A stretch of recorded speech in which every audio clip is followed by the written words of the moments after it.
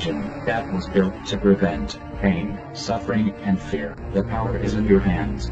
But know this, we will always be watching. Many of you have requested that I keep you informed on what's happening with my terminated main channel that had over 500,000 subscribers. I've appealed their hypocritical, baseless decision 3 times. And each time I get an email like this one from YouTube. This one arrived this morning at 10:38. Now I know I've read these things to you before, but let me quickly hit a couple of highlights. We'd like to inform you that due to repeated or severe violations of our community guidelines, your YouTube account, High Impact Flix, has been suspended. Now guys, this is absolutely untrue. My channel was in good standing with YouTube and had no strikes when they terminated my channel. The order was this. They terminated my main channel and in the same minute issued me a community guideline strike for a video I launched exposing cops tasing a mentally handicapped man while he was taking a shower in his own apartment. No nudity was shown. YouTube doesn't allow content that encourages or promotes violent or dangerous acts that have an inherent risk of serious physical harm or death. For example, it's not okay to post videos showing drug abuse, underage drinking and smoking, or bomb making. Now, they're implying here that I promote or encourage violence or dangerous acts, and nothing could be further from the truth. If anybody knows anything about me or this channel, since its inception, it's been all about promoting the non-aggression principle. That is, that it's never right to initiate unjust force or violence on people who have done no wrong. And of course, this leaves room for defending yourself against any aggressor or attacker. The only depictions of such activities that we may allow need to be educational or documentary in nature and shouldn't be designed to help or encourage others to imitate them. And that is what my High Impact Flix main channel and this one is all about.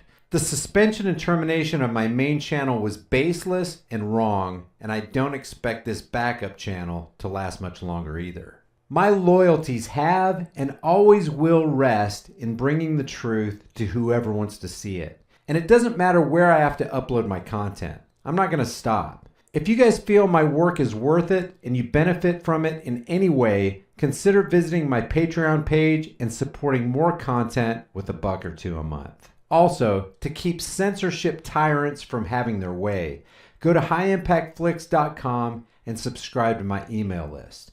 I'll be sending you alerts for new content, valuable ebooks, and extra material that you won't see on this channel. Those links are in the description. I want each and every one of you to know that I appreciate you sticking with me.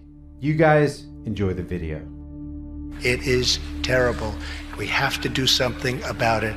We must get much tougher on drug dealers and pushers if we are going to succeed in stopping this scourge. I've always felt the 9 most terrifying words in the English language are, I'm from the government and I'm here to help. Necessity is still the plea for every infringement of human freedom. It's still the argument of tyrants, and it is still the creed of slaves. Something evil is happening, and we must do something about it. That is the battle cry of government. People are in danger, and we gotta keep them safe. Hello, I'm from the government, and I'm here to help. If you guys enjoyed this video, subscribe to the channel, give it a thumbs up, and share it with everybody you know. This video is brought to you by the censorship-hating crew over at Virtual Shield VPN. If you want to hide your activity and location from your internet service provider, hackers, and government spies, Set It and Forget It Virtual Shield has you covered. If you think you have the right to remain private, click the link below and get your free trial plus 20% off with my code. If you find this video beneficial and informative, give it a thumbs up, share it with everybody you know, and subscribe to the channel.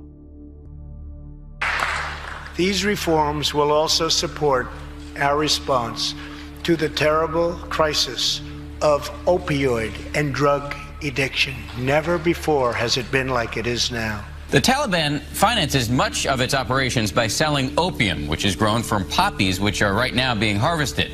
So here's the question: why are American troops now helping Afghan farmers grow that opium? It is terrible. We have to do something about it. In western Kandahar, poppy farmers score, till, harvest their crop, and the Americans do nothing to stop them. U.S. soldiers greet farmers. Can you show me which poppy field is yours? They commiserate with farmers having a bad harvest. Tell him I'm very sorry for his field this year, and hopefully he has a better harvest next year. And in one case, they even paid a farmer $1,000 after U.S. and Afghan special forces burned his crop. If you can come down to the base on my next visit, I'll make a payment. In 2016, we lost 64,000 Americans to drug overdoses. This is controversial. The opium trade is the Taliban's main source of funding. Around here, this poppy isn't only a plant, it's the very basis of the economy here. Poppy grows everywhere in this area, and most of the farmers base their entire income for the entire season on this harvest. And that's why soldiers ignore and encourage the farmers. If the U.S. burned their crop, farmers would blame the U.S. for their poverty and turn toward the Taliban. I'm not going to lie to you, this farmer says. If my poppy were destroyed, I would be very angry. If we secure them having a good harvest, now they're going to get paid for all their hard work, and then we can deal with the trafficking afterward. 174 deaths per day, 7 per hour. We must get much tougher. And that is the new U.S. policy. After farmers get paid, try to capture drug traffickers. We must get much tougher on drug dealers and pushers if we are going to succeed in stopping this scourge. Let's just stop and think about this for a second. If the real issue and motive for those in government is to rescue people from death brought on by the free distribution of and addiction to drugs, and if they feel like they gotta get much tougher on drug dealers and pushers, why aren't they fighting the epidemic of, say, nicotine addiction? Many claim that nicotine is one of the most addictive drugs you can find. While officials say that the opioid crisis claims the lives of 90 to 170 people a day, or 60 to 70,000 people a year, cigarettes cost the lives of 480,000 people a year. That's over 1,300 people a day, and 41,000 of those people are related to secondhand smoke inhalation. I mean, these innocent people didn't even put a cigarette to their lips, and they still died from cigarettes. You'd think if there was going to be a war against anything, it'd be that. How about deaths brought on by alcohol? Multiple sources say that 88,000 people a year die from alcohol-related deaths. Why doesn't the government feel like they have to do anything about that? That's 241 people every single day. Doesn't the government care about these people? How about the 22 veterans who commit suicide every single day because of war-induced PTSD? Of course, the government can't do anything about that, because that would mean that they would have to stop the foreign wars, bring our troops home, and stop the bogus drug war on American soil. What does the war on drugs have to do with 22 soldiers committing suicide? Some pretty convincing studies show that cannabis dramatically helps those suffering from PTSD. But we can't stop the drug war, or the foreign wars, or declare a war on cigarettes or alcohol, because as much as they claim that they're there for the people and that they want to save people and they want to protect people, the government is really there to secure more power and shake more people down for more increased profits. If the government was really serious about stopping the opioid crisis, they'd stop dropping their bombs on and killing hundreds of thousands of Iraqi children. You do know we're killing kids on a massive scale around the world, right? Not only are the people who crafted our foreign policy killing them, they think slaughtering those little kids is well worth it. We have heard that 500,000 children have died. I mean, that's more children than died in Hiroshima. And you know, is the price worth it? I think this is a very hard choice. But we think the price is worth it. We think the price is worth it. That woman and everyone like her is absolutely sick. If these people were really serious about stopping the opioid crisis, they would stop bombing little kids and bring down fire and fury on the poppy fields of Afghanistan.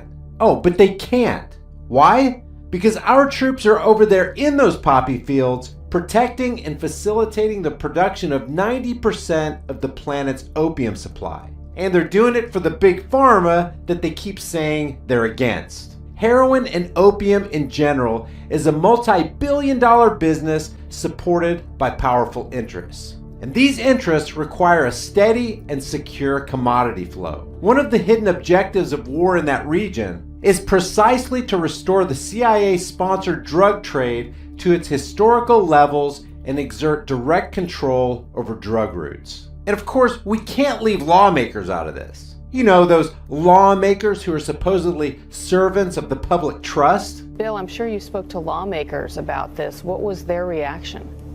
We tried to speak to lawmakers, and we did speak to some of them. But the whistleblowers we spoke to said that the drug industry was so powerful, so wealthy, so influential. During the course of the debate over the bill, they pumped $106 million into lobbying Congress on the bill and on other legislation. And the sponsors of the bills got campaign contributions, some of them more than $100,000. And the whistleblowers told us that they thought the influence of the drug companies was more influential than the suffering of their constituents. Because when you got piles of money being shoved in the faces of unprincipled people, well, the public trust doesn't seem so important after all, does it? If you still think politicians care about you, you're delusional. Michael Jackson was right. They don't even care about us. So the next time you hear anyone from government say they care about you and that they don't want you or your loved ones to die, just think about the poppy fields of Afghanistan, the piles of dead kids tyrants keep incinerating around the world because the government thinks it's worth it, the 480,000 people who die every year from cigarettes, the 88,000 people who die in alcohol-related deaths, the 22 veterans who take their lives every single day because of the ill effects of government and banker-funded wars, the 250 million lives that were extinguished in the last century alone as a direct result of government intervention and warfare, and all the lives that could be improved if the failed drug war was immediately stopped. If you just stop for a second and think about these things, then you can know for certain that everything that comes out of a politician's mouth is a lie. If you want to support this demonetized, advertiser-unfriendly channel on Patreon or PayPal, those links are in the description. You can also check out the link to my store. Grabbing a hard-hitting shirt or two also helps support more content, and I'm adding new designs every week.